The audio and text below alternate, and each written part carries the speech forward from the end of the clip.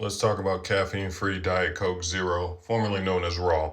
Start off with the OTC, Phil's a liar, a hypocrite. Yeah, we learned that. Move on to an unwanted promo of IShowSpeed to show he's ready to fight the Usos and LA Knight. Okay. We go into a signing of Paul Heyman and Brock Lesnar for the Obafemi match. He's safe. Obafemi's not around. We run into a match of Lyra Valkyria and Charlotte Flair, which I feel like Raw, it's just watered down when it comes to any of the women's matches for some reason. And we get, Lyra Valkyria winning by way of Bayley getting a roll up. Stephanie Valkyria comes to the ring, Liv attacks her, and then they did a replay of Liv and Roxanne bumping heads. And I did not realize how hard Liv and Rox really bumped heads in that segment. And if it were me, I swear Valkyria would have turned me into New Jack. You're like, Jack, I can't feel my legs.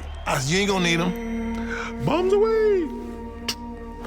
LA Knight and the Usos versus the MFTs, which I don't understand why they appeared on Raw, but it was nice to see them. LA Knight gets the dub for the team as we have that ongoing, issue with Tama Tonga and the MFTs as a distraction for Solo. We move on to Gunther and Seth, dealing with each other in the ring. And I actually thought, maybe it might cook better than most of us think. But Gunther tells Seth that the reason why he attacked him is because he just wants to prove he's better than him.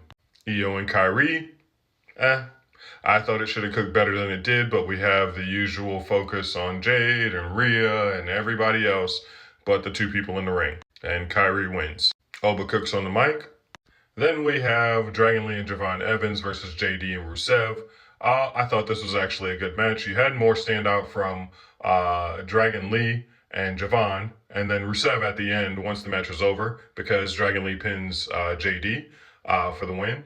And Rusev pretty much dominates the ring, basically showing how he's definitely going to be an obstacle in this match. We move on. I did not expect to see Roman Reigns here tonight after seeing him in the beginning, but we have him and Phil in the ring going back and forth. First, it was Punk telling all his truths, and it felt like I was listening to Agent Smith talk to Morpheus in The Matrix.